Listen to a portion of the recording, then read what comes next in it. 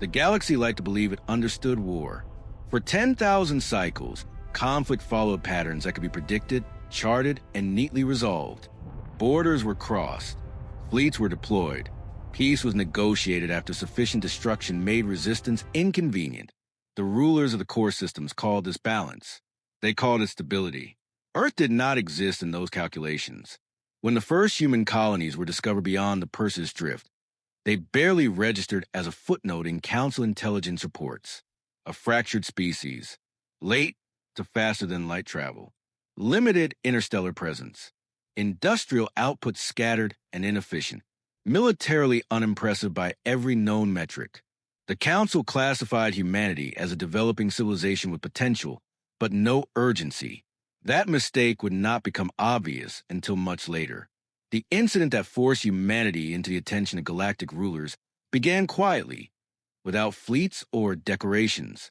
A border adjustment, a routine enforcement action, one of many carried out every cycle by dominant powers who believed the stars existed to be organized. The Helier Compact controlled the outer trade lanes near human space. For centuries, they had taxed, regulated, and occasionally absorbed weaker systems that drifted too close to their influence. When human mining platforms appeared near the unclaimed rings of Karos 9, the Compact saw opportunity, not provocation. They sent a diplomatic envoy. The message was polite, carefully phrased, generous, even. Human settlements would be brought under Compact protection. Trade routes would be secured. Local governance would remain nominally independent. In return, the Compact would assume oversight of orbital infrastructure and defensive coordination. It was a familiar arrangement. Most species accepted without resistance. Humanity asked for clarification. They wanted to know why armed patrol vessels had already entered their system, why their communication arrays were being monitored, why Compact security drones were mapping population centers instead of trade corridors. The envoy replied that such measures were standard during integration. Human representatives requested time to review the proposal. The Compact agreed, confident, patient, while the galaxy assumed negotiations were underway. Human activity across their territory changed subtly. Cargo movements shifted. Civilian traffic patterns altered. Manufacturing output spiked in sectors that had previously appeared dormant. Nothing dramatic, nothing threatening, just adjustments. When the review period ended, humanity delivered its response. They declined. The refusal was not emotional. It was not defiant. It was precise. Humanity would not accept external military oversight. They would not surrender control of orbital defense. They would not integrate into any compact, coalition, or empire under conditions of unequal authority. The message concluded with an offer, mutual recognition, open trade, non-interference. The Helier Compact was amused. They responded by seizing the Karos platforms for security purposes and detaining their crews. No casualties were reported, no resistance encountered. The operation was clean, efficient, and broadcast as a demonstration of restraint. Then the Compact sent a second message. Peace was still possible, they said. Humanity simply needed to reconsider its position. From the Council's perspective, the situation was unremarkable. Minor powers tested boundaries all the time. Larger ones enforced order. Peace followed compliance. What the Council did not see was the silence that followed the Compact announcement. Human channels went dark. Not completely. There were no distress calls, no protests, no mobilization broadcasts, just an absence. Trade beacons continued to function. Civilian routes remained open, but military frequencies fell quiet. The Compact interpreted this as hesitation. They dispatched an arbitration fleet to human space. Not a war formation, a visible presence, enough firepower to make a point, but not enough to provoke alarm among neighboring systems. When the fleet arrived, it found the Karos platforms abandoned. No signs of damage, no evidence of evacuation under pressure, tools neatly stored, power systems shut down methodically. It was as if the crews had simply stood up and left. Compact Command declared the platform secured and transmitted a final offer peace. This time, the reply came quickly. Humanity acknowledged the compact's concern, expressed regret over misunderstandings, requested the immediate release of detained personnel, asked for a timetable for compact withdrawal from human space. The compact commander declined. He reminded humanity that the offer of peace remained open, but enforcement actions would continue until compliance was assured. There was a pause after the transmission ended. 17 seconds of silence. Then the compact's long-range sensors registered a mass energy distortion at the edge of the system. It was not a jump signature, not a weapon discharge, not anything in the fleet's databases. One moment, space was empty. The next, something occupied it. It did not emerge. It did not arrive. It was simply there, as if the universe had made room for it at the last possible instant. The object was human. That much was clear from the transponder signal. It identified itself in plain language, without encryption or flourish. No threats, no demands, just a designation. The arbitration fleet adjusted formation, weapons powering up in confusion rather than fear. The object was large, but solitary. Its profile was inelegant, layered, almost industrial in design. No glowing conduits, no ceremonial markings, no visible weapon arrays. Compact Command requested identification. The human ship responded. It acknowledged the Compact's offer of peace. It stated that humanity had considered it carefully. Then it transmitted a list. Names, coordinates, timestamps. Every human platform seized. Every civilian detained. Every vessel intercepted within the last 72 standard hours. The message concluded with a single line. Peace was offered once. The Compact commander opened a channel to reply. He never finished the sentence. The Compact fleet did not explode. That was the first anomaly recorded by its command staff. No incoming fire. No visible weapon discharge. No warning surge in energy fields. The stars remained calm, indifferent. For nearly half a second, nothing happened at all. Then every ship in the formation began reporting failure simultaneously. Not damage, not destruction. Failure. Navigation arrays dropped to standby. Fire control systems desynchronized. Shield harmonics drifted out of alignment. Not catastrophically, but just enough to render them unreliable. Internal clocks lost synchronization by fractions of a second, then by whole seconds, then minutes. The fleet commander ordered a diagnostic sweep and received 12 conflicting reports from his own flagship. Across the formation, crew voices rose in confusion rather than panic. Panic came later. Engineering teams reported that nothing was broken. No components were fried. No circuits burned out. Everything still existed. It simply refused to cooperate, as if each system had decided to follow its own interpretation of time. The human ship remained motionless. Compact Command demanded clarification. They accused humanity of aggression, of violating negotiation protocols, of initiating hostilities under the guise of diplomacy. The reply came without urgency. Humanity denied initiating hostilities. The message explained calmly that no weapons had been fired, no systems had been attacked. The fleet was experiencing a localized recalibration of physical tolerances. Temporary, reversible, a demonstration. Compact Command attempted to disengage. Their jump drives failed to spool. Power levels fluctuated within safe margins, yet refused to stabilize long enough to form a transition envelope. Smaller vessels attempted to break formation manually and discovered their thrusters responded with slight but consistent delays. Milliseconds, enough to make precision maneuvering impossible. The human ship transmitted again. It informed the Compact commander that the detained personnel were being returned. Their life signs appeared on the fleet's displays, routed through channels the Compact did not recognize. Medical telemetry showed mild stress, no injuries. Transport vectors were provided. The commander demanded to know how humanity had accessed those channels. The human ship did not answer. Instead, it sent another list. This one was longer. It detailed Compact installations along the trade lanes, patrol schedules, logistical hubs, reserve depots, not as threats, but as acknowledgments Each line time-stamped and verified. The implications settled slowly across the fleet. Humanity had not responded emotionally to the seizure of their platforms. They had not rushed fleets or issued ultimatums. They had observed, cataloged, measured.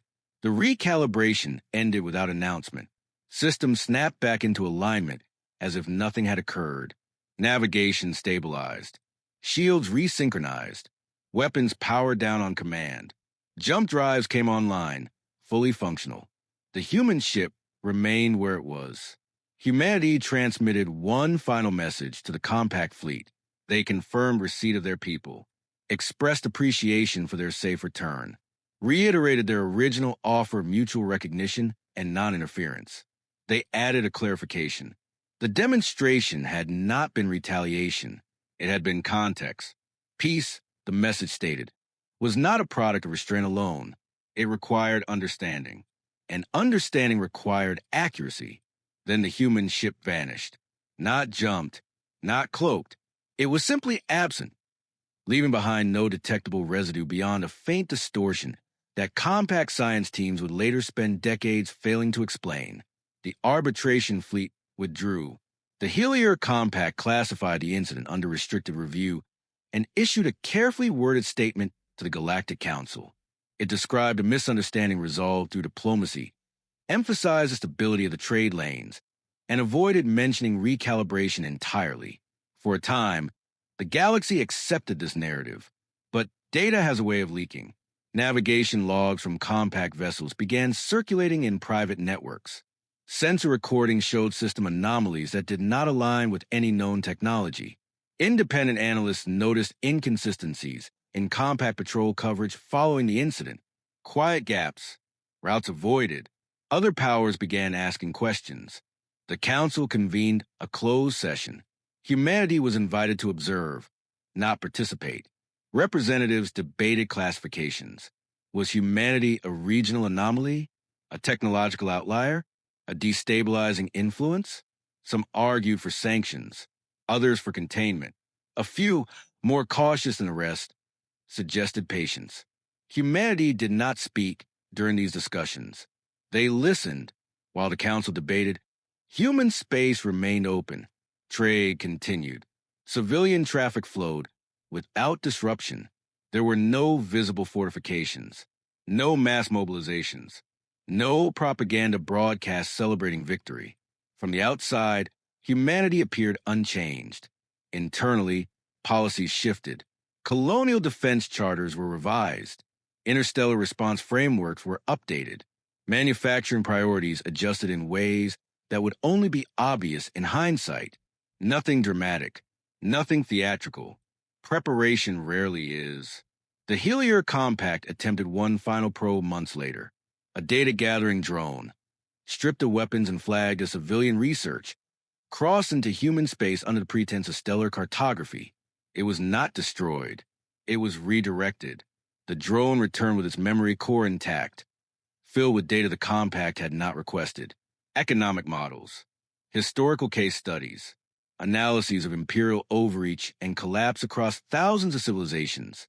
At the end of the archive was a note, not a threat, not a warning, a suggestion. It advised the Compact to reassess the difference between dominance and control, between power exercised and power resisted. The Compact did not respond. They did not need to. Across the galaxy, smaller powers took notice. Trade alliances shifted subtly. Neutral systems began seeking bilateral agreements with humanity, not protection, not patronage, predictability. The Council, watching influence drift without a single shot fired, began to understand its error. They had assumed humanity's restraint was weakness. They had mistaken silence for hesitation. What they were witnessing instead was a species that treated escalation as a choice, not an impulse. And that choice, once made, would not be reversed. The galaxy had seen vengeance before. It had never seen preparation mistaken for peace. The Council's error was not in misjudging human capability. It was in assuming capability determined intent. For centuries, galactic powers had learned to measure danger through accumulation, fleet counts, energy output, territorial spread. Species that wished to dominate announced themselves loudly. They built monuments in orbit, stationed armadas at borders, and spoke endlessly about deterrence. Humanity did none of these things. Their ships did not linger at choke points. Their trade vessels carried no visible escort. Their colonies showed no signs of militarization beyond what was necessary to function. From a distance, they looked like a species content to remain peripheral, which made the internal council debate increasingly uncomfortable. Analysts reviewed the Helier incident frame by frame. They replayed telemetry, slowed sensor logs, cross-referenced compact diagnostics with independent observations. No one could explain how a single human vessel had desynchronized an entire fleet without causing permanent damage. More troubling was what it had not done. It had not disabled life support. It had not interfered with weapons safety interlocks. It had not shut down reactors or triggered cascading failures. Whatever mechanism humanity had used, it had been selective, restrained, and deliberately reversible. That implied precision. Precision implied familiarity. The Council commissioned a deeper assessment of human history, beyond the surface-level summaries that had informed earlier classifications. What they found unsettled even the most hardened strategists. Humanity's technological trajectory was irregular, periods of rapid advancement followed by plateaus. Civilizations rose and collapsed repeatedly on their homeworld long before they ever reached space. They experimented, failed catastrophically, rebuilt, and tried again. War was not an interruption in human development. It was a constant variable. Council historians noted a pattern. When humans encountered limitations, they did not avoid them. They pushed against them until something broke, then learned from the damage. They did not optimize for elegance. They optimized for survivability under failure. This mindset extended into their interstellar expansion. Human vessels lacked the aesthetic refinement favored by most galactic navies. Their systems were layered redundantly, often inelegantly. Where others refined, humans duplicated. Where others streamlined, humans reinforced. Council engineers scoffed at this approach until simulations revealed its implications. Human systems did not require perfection to function. They required tolerance. Failure did not cascade catastrophically. It was absorbed, rerouted, compensated for. That explained the Helier recalibration. The human ship had not overpowered the compact fleet. It had introduced controlled irregularities into systems that assumed synchronization as a baseline. The compact's technology, optimized for precision, could not tolerate drift. Human technology expected it. This revelation forced a reevaluation of risk. The Council convened another session, this time with humanity invited to speak. The human delegate arrived alone. No honor guard, no ceremonial attire. A simple envoy, identified only by name and function. Their demeanor was calm, attentive, unremarkable. The council chair addressed them formally. Questions were asked about intentions, about long-term goals, about the meaning of the demonstration against the compact. The human listened without interruption. When they finally spoke, they did not deny the council's concerns. They acknowledged them. They stated, plainly, that humanity had no desire to rule beyond its own space. That conquest was inefficient. That forced integration created resistance cycles that drained resources and destabilized regions for generations. They admitted the demonstration had been deliberate, not to threaten, to establish boundaries. Several council members pressed for guarantees, non-aggression treaties, transparency measures, oversight protocols. The human delegate declined politely.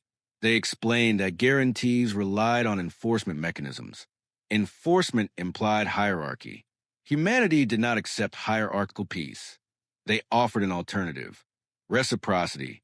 Humanity would respect the sovereignty of others as long as its own sovereignty was respected.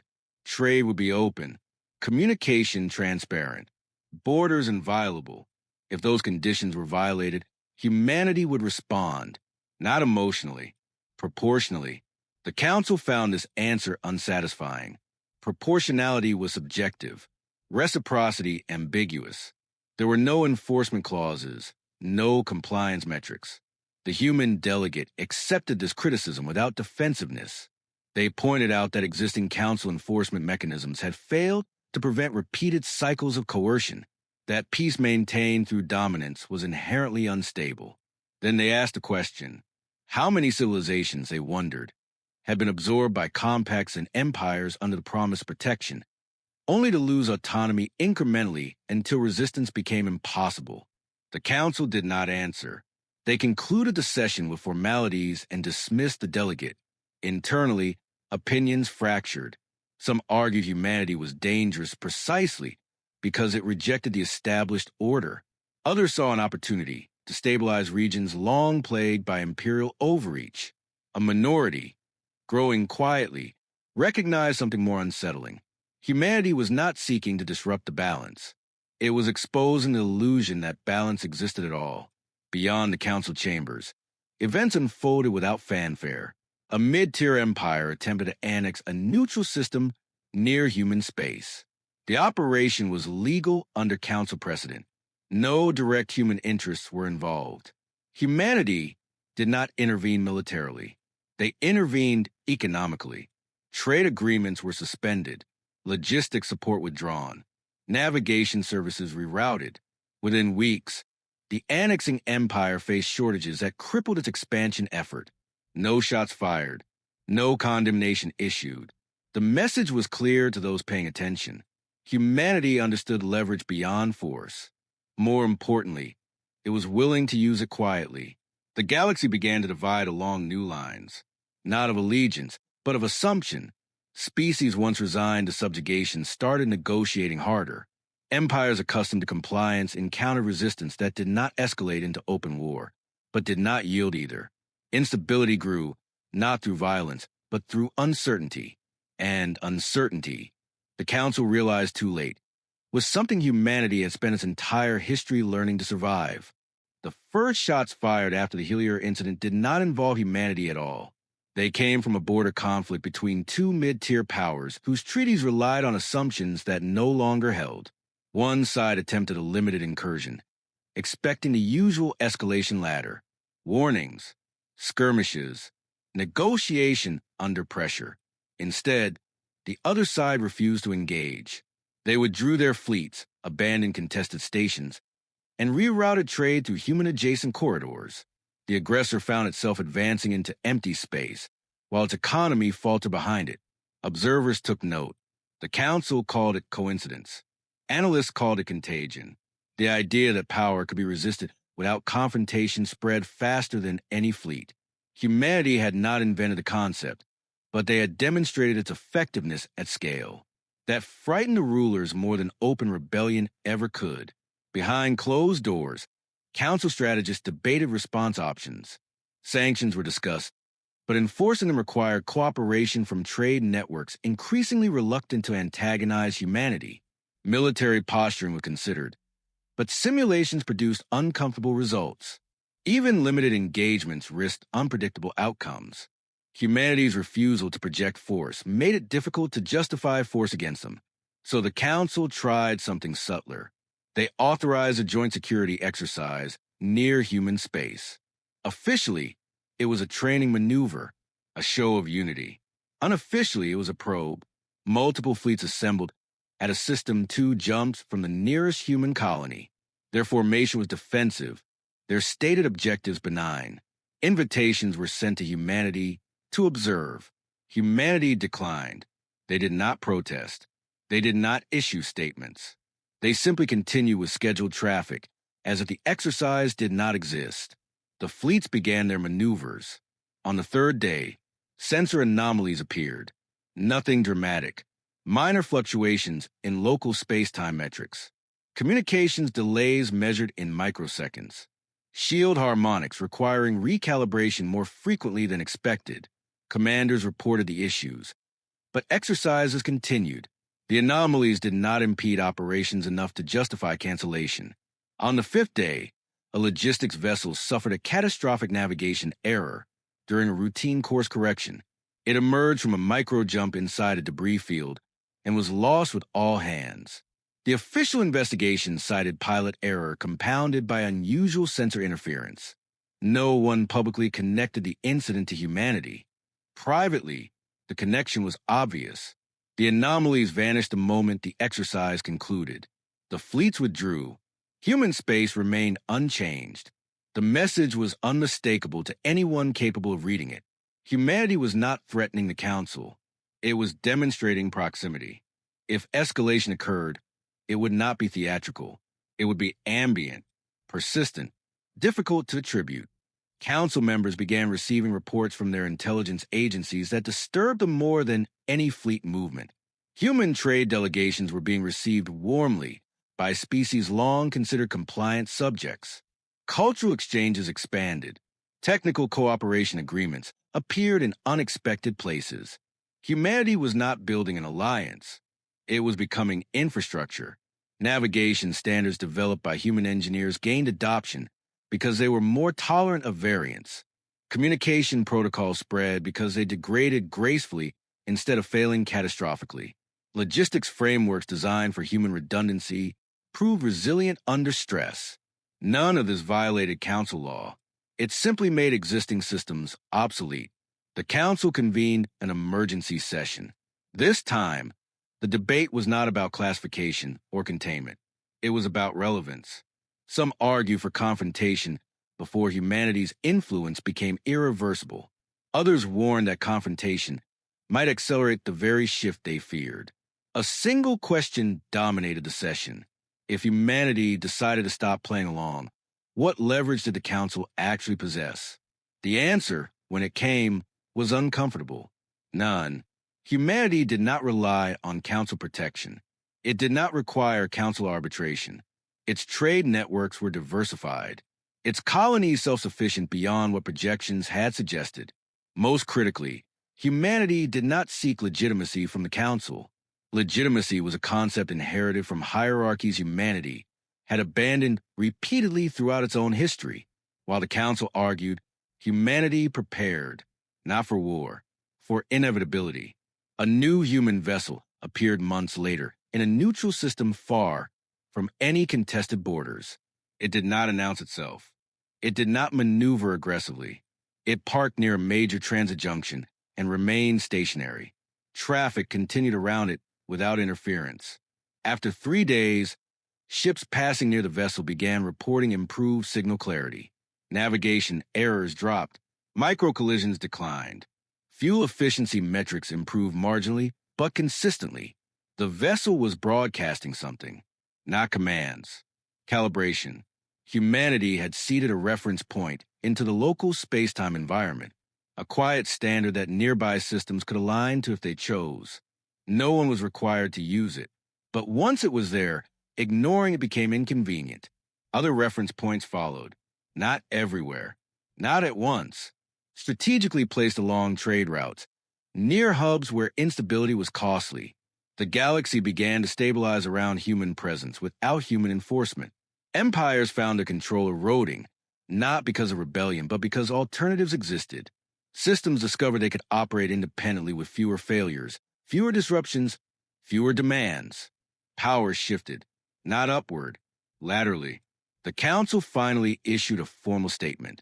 They reaffirmed the existing order, warned against unauthorized infrastructure deployment, requested consultations. Humanity acknowledged the statement. They did not dismantle anything. They simply asked which Council statutes prohibited voluntary alignment with external standards. The Council had no answer. For the first time in its history, the Council was not reacting to an uprising or an invasion. It was reacting to a species that had outgrown the need to ask permission, and that realization, spreading quietly through the chambers of power, marked the moment when peace ceased to be something the galaxy could enforce. It became something it had to negotiate. The Council's authority did not collapse in a single moment. It eroded. At first, the changes were subtle enough to dismiss. Disputes that once required arbitration began resolving themselves. Trade disagreements settled without petitions. Border tensions cooled not because trust had increased, but because escalation had become inconvenient. Human standards were not laws. They were tools, and tools, once adopted, were rarely abandoned. Entire regions of space began synchronizing to human calibration points. Navigation became smoother. Communication delays shrank. Supply chains stabilized. Insurance rates dropped. For merchant guilds and civilian operators, the choice was obvious. For empires, it was humiliating. They still possessed fleets, still commanded armies, still collected tribute, but their leverage weakened each time a dependent system discovered it could function without them. Several powers attempted to ban human protocols outright. The bans failed. Black markets emerged overnight, distributing firmware updates and calibration patches disguised as routine maintenance packages. Captains installed them quietly, valuing reliability over loyalty. Enforcement efforts only increased adoption as smugglers improved distribution methods under pressure. Humanity observed without interference. They issued no propaganda celebrating this shift, no speeches condemning imperial overreach, no declarations of victory.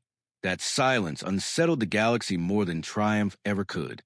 The first open defiance occurred in the Viral Expanse, a resource-rich region long controlled by a declining hegemon. The Expanse had endured cycles of extraction and neglect for generations. When the hegemon attempted to raise tariffs to compensate for falling revenue, several systems refused to comply. They did not rebel. They simply rerouted trade. Human-aligned corridors offered lower losses, better reliability, and transparent terms. Within weeks, the hegemon's fleets found themselves guarding empty lanes. The hegemon petitioned the council for intervention. The council debated. They issued a condemnation of unlawful trade practices. They warned of destabilization. They proposed sanctions. Nothing happened. Too many council members were quietly benefiting from the same human-aligned systems they were supposed to regulate. The hegemon attempted force. Their fleets entered the Expanse to reassert control. Within hours, their logistics networks began failing. Spare parts arrived late. Fuel shipments misaligned. Command and control links suffered latency spikes that made coordinated action unreliable. Not catastrophic. Just enough. Enough to make every maneuver costlier. Enough to introduce hesitation. Enough to expose how dependent the hegemon had become on centralized precision systems that no longer functioned optimally outside their own space. The intervention stalled. The hegemon withdrew. Officially, they cited budget constraints. Unofficially, their admirals understood that operating without human-aligned infrastructure placed them at a disadvantage they could not quickly correct. The council convened again. This time, the session was heated. Accusations flew. Some blamed humanity directly. Others accused fellow council members of hypocrisy. A few demanded immediate collective action before the council's authority became symbolic. A senior delegate asked a question no one had wanted to voice. What if humanity was not undermining the council intentionally? What if the council had simply become obsolete? The room fell silent. Obsolescence was not a concept the council had prepared for. Empires fell. Species rose. Power shifted. Institutions endured. Until now, a motion was proposed to formalize human participation in governance, to bring humanity inside the system, bind it to rules, subject it to oversight. The motion failed, not because humanity opposed it, because too many council members feared what formal recognition would imply. Acknowledging humanity as an equal meant admitting the old hierarchies no longer applied. Instead, the council issued an ultimatum. Humanity was instructed to halt further deployment of calibration nodes and withdraw existing ones pending review. The response came within minutes. Humanity declined. The reply was measured, respectful, exhaustively detailed. Human representatives explained that the nodes were not installations in the traditional sense. They exerted no control. They imposed no restrictions. They were reference points, freely adopted by those who found them useful. Removing them, humanity argued, would require overriding the sovereignty of every system that had chosen alignment voluntarily. Humanity asked whether the council intended to enforce such an override. The council did not answer. Days passed. The ultimatum expired. Nothing happened. The council issued no follow-up. Behind closed doors, contingency plans were reviewed. Military options resurfaced. Stripped of earlier optimism, analysts calculated worst-case scenarios. The projections were grim. Any attempt to forcibly dismantle human-aligned infrastructure risked triggering cascading instability across trade networks now dependent on it. Disruption would not be localized. It would ripple outward, affecting neutral systems and council members alike. Humanity had achieved something unprecedented. It had made itself too integrated to attack without self-inflicted damage. The galaxy was not under human control, but was adapting to human presence faster than its rulers could respond. The final realization came quietly. Power, the council finally understood, did not always announce itself through conquest. Sometimes it arrived through competence, through reliability, through systems at work when others failed. Humanity had not chosen vengeance. It had chosen consequence. And the galaxy, adjusting to that choice one system at a time, was learning that some lines, once crossed, could not be negotiated away. The Council's greatest fear was no longer humanity. It was precedent. For millennia, the architecture of galactic order had rested on a simple assumption. Authority flowed downward. Power was centralized, enforced, and redistributed through structures that rewarded compliance and punished deviation. Humanity had not challenged that assumption directly. They had made it irrelevant. The shift became undeniable when the Council's own internal systems began exhibiting the same inefficiencies plaguing declining empires. Scheduling failures, arbitration delays, jurisdictional overlaps that once resolved themselves now lingered unresolved for cycles. Member states increasingly bypassed Council channels altogether, opting instead for bilateral agreements structured around human-derived frameworks. Disputes that once took years to adjudicate were settled in weeks through shared standards and mutual transparency. The Council still existed, but fewer were listening. A coalition of traditional powers convened a private summit without Council oversight. Their objective was simple: determine whether humanity could be pressured into retreat through coordinated action. Economic levers were discussed first. Sanctions were impractical. Human trade networks were decentralized by design, with redundancy layered across multiple regions. Attempt to restrict access would harm sanctioning parties faster than their target. Technological embargoes were dismissed next. Humanity had demonstrated an unsettling ability to adapt around constraints. In some cases, embargoed technologies had forced them to pursue alternative approaches that proved more resilient than the originals. Military options remained. A limited strike was proposed. Surgical, symbolic, the destruction of a calibration node in neutral space to reassert deterrence. Simulations ran. Every scenario produced unacceptable outcomes. Removing a node did not cripple the network. It destabilized surrounding systems that had aligned to it. Navigation errors spiked. Trade delays cascaded. Insurance markets reacted instantly. Panic followed. The coalition realized too late that the nodes were not linchpins. They were stabilizers. Destroying them created chaos for everyone involved. The summit ended without consensus. Back in human space, no victory celebrations followed these developments. No triumphal broadcast declared the Council's impotence. Humanity did not need to. Their silence spoke louder. Internally, human governance focused on restraint. Expansion proposals were debated cautiously. New calibration deployments required consent from surrounding systems. Redundancy was increased not to assert control, but to ensure that no single failure point could be misinterpreted as aggression. Human leaders understood something the galaxy did not yet fully grasp. They were being watched. Every action set expectations. Every decision established norms that others would imitate. Humanity's greatest weapon was not its technology. It was credibility. That credibility was tested when a minor coalition attempted to exploit the new order.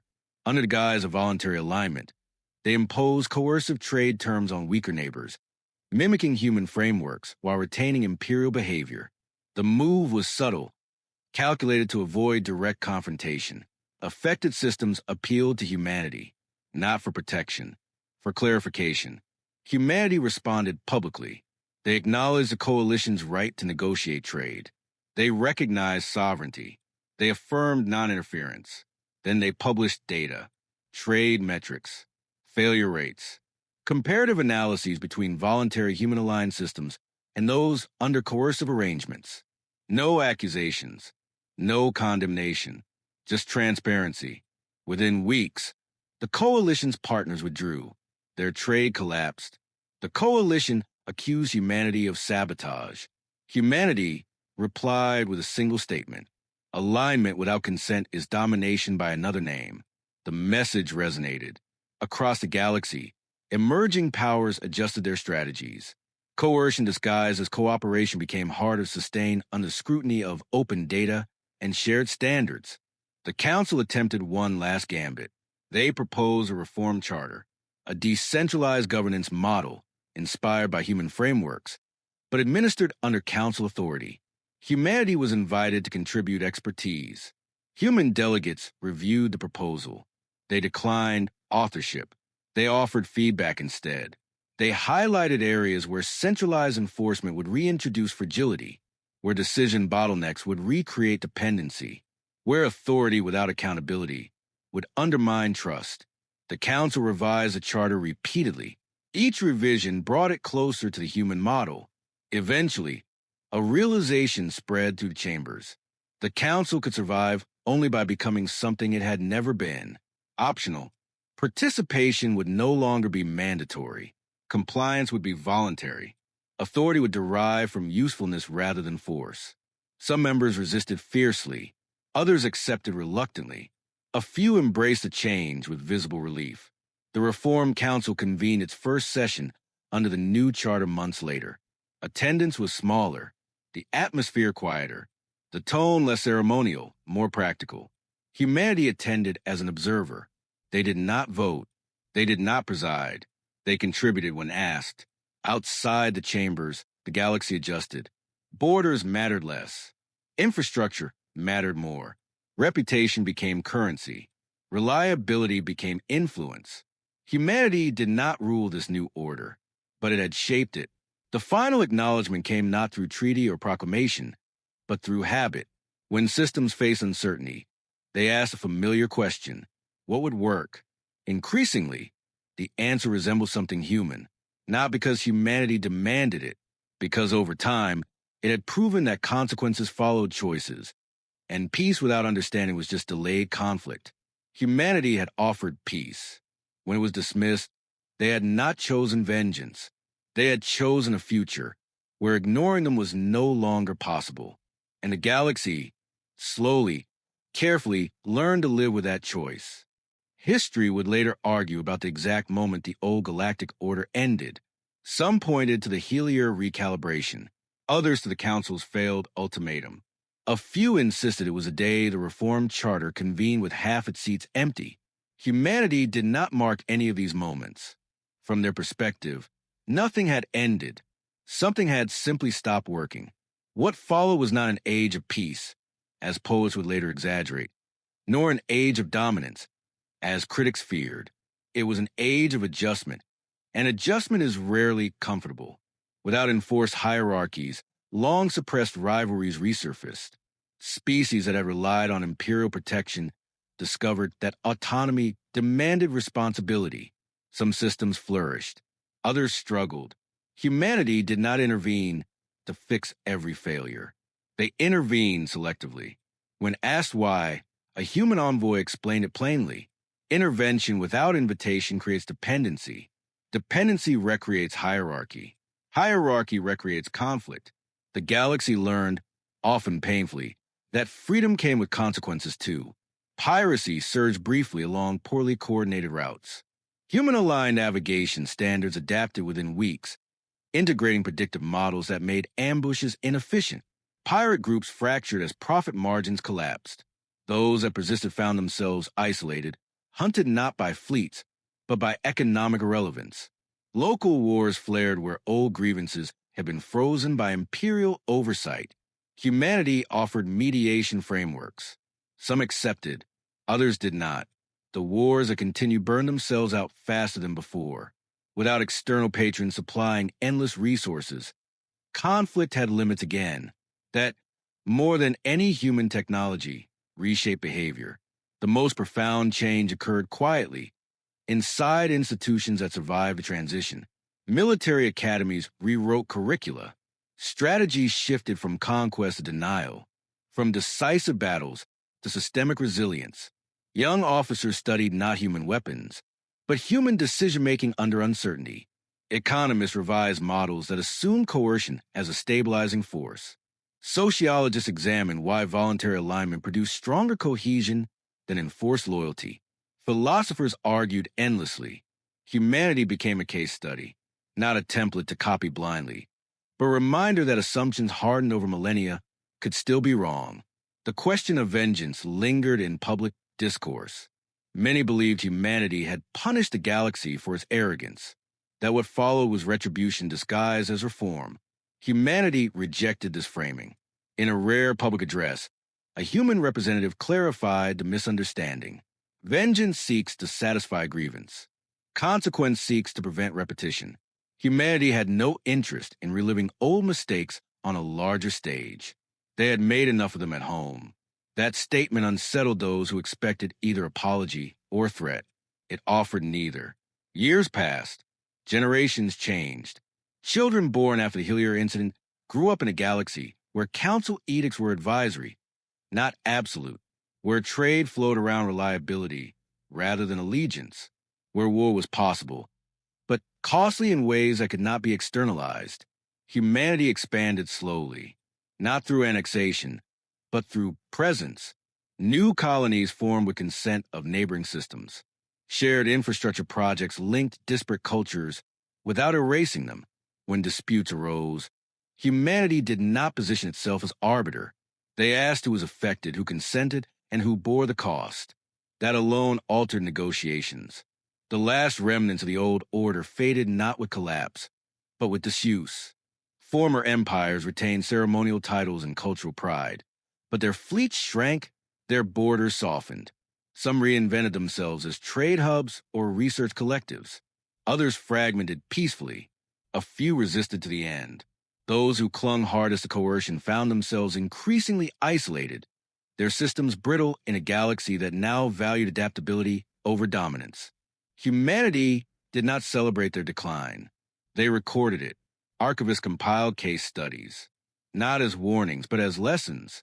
Future generations would need reminders that good intentions did not immunize societies against repeating harmful patterns.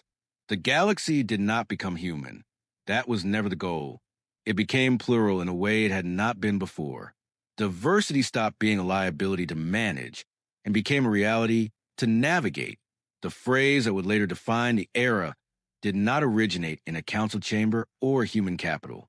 It came from a merchant captain's log, recorded after routine transit through half a dozen jurisdictions without incident. "The lanes are quiet," the captain wrote, "not because anyone's afraid, because everyone knows where the lines are." Those lines were not drawn by fleets. They were drawn by memory, by a moment when peace was offered as a formality and refused as leverage, by a response that did not destroy, but revealed. Humanity had crossed the stars carrying the weight of its past. Wars fought, mistakes made, lessons paid for in blood and time. When the galaxy tested them, humanity did not pretend to be better. They were simply prepared to be honest about consequence. And in that honesty, an entire civilization learned something it had long forgotten. Peace is not what you declare after victory. It is what remains when no one believes they can take more, without losing everything that matters. The first real test of the new order did not come from an empire. It came from a vacuum. 3 decades after the Helier recalibration, a region once stabilized by imperial logistics collapsed quietly, not through rebellion or invasion, but through neglect. Automated infrastructure failed in sequence. Supply algorithms optimized for coercive enforcement could not adapt to voluntary participation. Entire systems found themselves technically free and practically stranded. The council noticed late. Humanity noticed earlier, not because they were watching more closely, but because they had learned to listen for absence. Shipping delays, insurance anomalies, sudden spikes in local arbitration requests that never reached formal escalation. To human analysts, these were not isolated issues. They were symptoms of a system designed for obedience struggling to function without it. A human delegation arrived without announcement. No warships, No ultimatums, just engineers, mediators, and economists with open ledgers and unarmed escorts. The systems reacted with suspicion. In the old era, attention meant extraction. Help was always followed by obligation. Offers arrived already priced. Humanity asked one question before anything else. Do you want assistance? Not conditional assistance. Not compliance-based relief. Assistance. Some systems refused. Humanity respected that. Others hesitated. Then accepted limited engagement, infrastructure audits, temporary logistics bridging, knowledge transfer with no exclusivity clauses. The difference was subtle but profound. Nothing was imposed. Everything required consent renewed at each stage. Where assistance was accepted, recovery followed. Slowly, unevenly, but sustainably. Where it was refused, decline continued until local populations demanded internal reform. No fleets intervened. No sanctions were imposed. The lesson spread faster than any broadcast. Participation was no longer enforced. It was chosen. This shift alarmed those who had benefited most from the old structure. Former elites accused humanity of manipulation through restraint, of engineering outcomes by pretending neutrality. Humanity responded with data. They published models, open source simulations, case studies showing projected outcomes with and without intervention. They did not claim moral superiority. They demonstrated predictability. Power once derived from mystery. Now it eroded under transparency. The most unsettling realization for many species was that humanity was not attempting to replace the old empire. They were making empires unnecessary. A coalition eventually formed in response, not overtly hostile, but ideologically resistant. Species that believed stability required centralized authority, enforced compliance, and asymmetrical power. They framed their opposition as preservation, tradition, order, continuity. They argued that humanity's approach would fracture the galaxy into incompatible systems, each governed by incompatible values. Humanity listened, then asked a question that unsettled the debate. Which values are you protecting and who chose them? The coalition struggled to answer without revealing the coercion embedded in their assumptions. Talk stalled, not because of conflict, but because the old rhetoric no longer persuaded. The coalition attempted a demonstration, a controlled show of force, joint exercises near contested lanes. Not an attack, but a reminder. Humanity did not respond militarily. They rerouted traffic. Insurance providers adjusted risk assessments overnight. Trade flows shifted. Coalition systems experienced sudden economic drag as partners quietly chose safer routes. Within weeks, the exercise became unsustainable, not through confrontation, but through irrelevance. The coalition dissolved publicly with statements about strategic realignment. Privately, many admitted a harsher truth. Force without legitimacy no longer worked. Humanity did not claim credit. They documented the process. Meanwhile, within human space, debate intensified. Not everyone agreed with restraint. Veterans of Earth's earlier conflicts questioned whether humanity was repeating an old mistake. Assuming others would learn without enforcement, policy councils split. One faction argued for firmer boundaries, another for continued patience. The deciding argument came not from theory, but from history. A human historian presented a comparative analysis of Earth's own past empires, those that fell violently versus those that dissolved through irrelevance. The latter left fewer scars, less hatred, more room for recovery. The decision held. Humanity would not govern the galaxy. They would outlast its worst impulses. As decades turned into half-centuries, the term human space lost its original meaning. It no longer described territory. It described methodology. Systems that adopted transparency-based governance, consent-driven treaties, and redundancy-focused infrastructure were described as operating under human protocols, regardless of species. Humanity did not trademark the concept. They encouraged adaptation. Variation flourished. Some systems modified protocols to fit collective cultures. Others emphasized individual autonomy. Failures occurred, and humanity did not hide them. Failures became case studies. The galaxy matured unevenly, but it matured The memory of the Helier incident faded from fear into context, no longer a warning of annihilation, but of consequence. Children learned it not as a battle, but as a decision point, a moment when peace was offered as control and refused as principle. In private, human leaders acknowledged a truth rarely spoken publicly. They had not known if this path would work. They had chosen it because every alternative led somewhere they had already been. The galaxy had expected vengeance. What it received was accountability without domination, and that, more than any weapon or fleet, proved impossible to counter. The final resistance to the new order did not rise from fleets or councils. It rose from memory. Among several long-lived species, elders remembered the galaxy before the Empire, before stability, before borders, before predictable lanes. To them, the old chaos was not myth. It was lived experience. They gathered quietly, not in chambers, but in archives and monasteries, in data vaults older than most stars humans had charted. Their concern was not power. It was recurrence.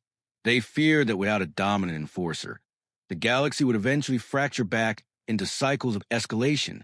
That restraint would fade with time. That memory would erode. They petitioned humanity directly, not with demands, but with a question. What happens when you are gone? Humanity did not answer immediately, because it was the first question they could not resolve with data alone. Humanity was young by galactic standards, their lifespan short, their continuity fragile. They knew this. They had not built their approach assuming permanence. That had been the Empire's mistake. A human delegation convened a symposium unlike any before. No speeches, no authority, just shared projections across centuries, not years. They did not promise to remain. They promised to prepare others not to need them. The solution that emerged was not a treaty or institution.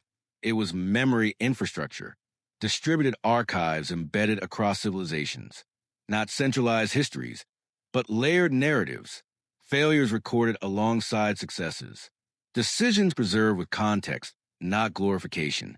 The Helier incident was documented in brutal detail, not as a triumph, as a case study in escalation avoided. Every system that opted and hosted a shard of the archive translated into local cognition frameworks. Access was unrestricted. Editing was impossible. Memory could be added, but not erased. This frightened some leaders more than fleets ever had. Permanent accountability was a heavier deterrent than force. The archives did not prescribe behavior. They showed consequence. A generation later, the impact became measurable. Conflict prediction models shifted. Negotiation durations shortened. Posturing decreased. When leaders threatened force, opponents did not ask about strength. They asked about precedent. Which outcome are you willing to be compared to? That question ended more conflicts than any armada. Humanity did not control the archives. They relinquished stewardship after initial deployment. Ownership belonged to everyone and no one, as intended. Meanwhile, humanity itself changed. Exposure to a galaxy no longer hostile, but observant forced introspection. Old narratives of exceptionalism softened. Humanity confronted its own contradictions more openly. They debated their history with new honesty. They admitted that restraint had not always been their instinct, that they had learned it painfully. This admission, broadcast without apology or justification, altered how others perceive them, not as moral arbiters, as experienced survivors. The final stress test arrived unexpectedly. A distant cluster collapsed into war between two species with no historical ties to the Empire, no shared memory of Helier, no participation in the archive network. Signals reached human monitors late. By the time mediation arrived, fleets were already mobilized. Humanity faced a decision they had delayed for decades: intervene forcefully or allow the conflict to run its course. They chose a third path. They intervened locally, surgically, not against either side, but against escalation mechanisms. Communication relays were stabilized. False sensor data exposed. Supply chains rerouted to prevent rapid reinforcement. The war slowed, then stalled. When both sides demanded to know who had interfered, humanity answered truthfully. We did. And will you stop us? Yes. By force. No. By removing the shortcuts you're using to avoid consequence. The war ended not with surrender, but exhaustion. Both sides accused humanity of manipulation. Humanity did not deny it. They published every intervention step publicly. Transparency neutralized outrage. The conflict became another archive entry. The galaxy absorbed the lesson. Not all wars could be prevented, but none needed to be optimized. As humanity's influence normalized, something unexpected occurred. Other species began to develop their own restraint doctrines. Variations emerged, some stricter, some looser, all contextual. Humanity was no longer unique, and that was success. The question of vengeance faded entirely, not because it was forgiven, but because it no longer explained anything. The galaxy did not fear humanity. It anticipated them, not for punishment, for clarity. In the final assessment written centuries later by a non-human historian, the conclusion was understated. Peace was offered, the record read, as a means of control. Humans rejected it, not to punish, but to redefine what peace required. They did not choose vengeance. They chose consequence. And in doing so, they taught the galaxy the most difficult lesson of all. Power is not proven by what you can destroy. It is proven by what you refuse to become when destruction is easy. Long after the last archives were distributed, long after the term post-imperial era lost relevance, the galaxy stopped asking what humanity would do next. That, more than any treaty or fleet, marked the true end of the old age. Civilizations no longer calibrated their actions around human response. They calibrated around consequence itself, around memory, around the understanding that escalation no longer guaranteed advantage, only visibility. Humanity had removed the fog that power once hid behind, and power, exposed, behaves differently in the centuries that followed. Historians struggled to name the era. Some called it the balanced age. Others preferred the consequence period. Humans themselves used no official term. They simply called it after pretending stability could be enforced forever, after believing strength needed spectacle, after assuming peace was something granted by the powerful. The galaxy had learned otherwise. The last significant remnant of the old mindset emerged quietly, almost invisibly.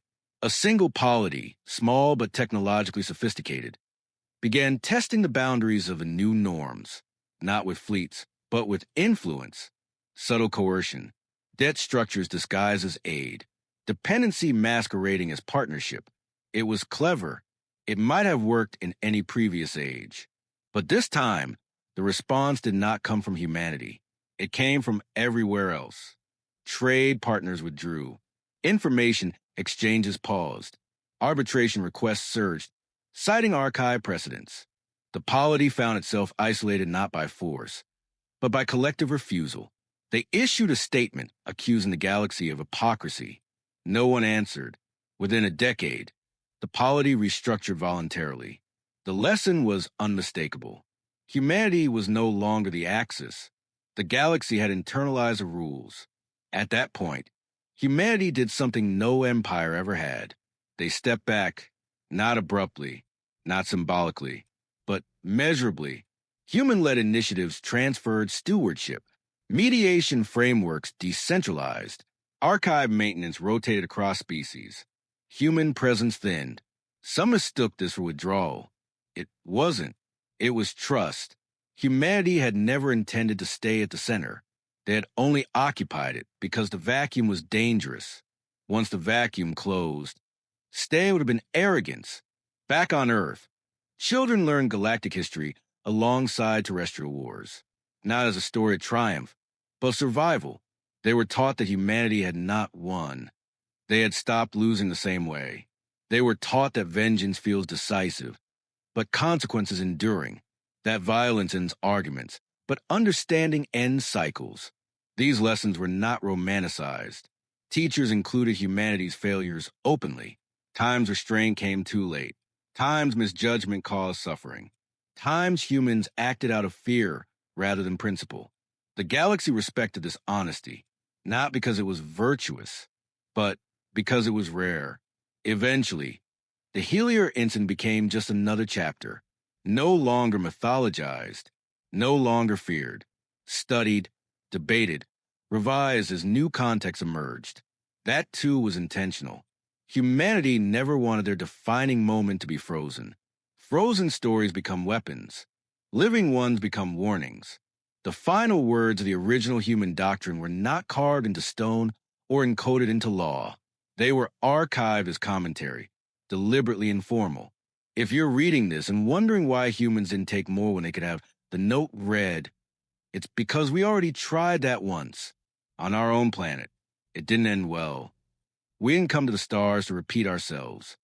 Centuries later, when humanity's expansion slowed naturally, when other species surpassed them in certain sciences and technologies, there was no resentment.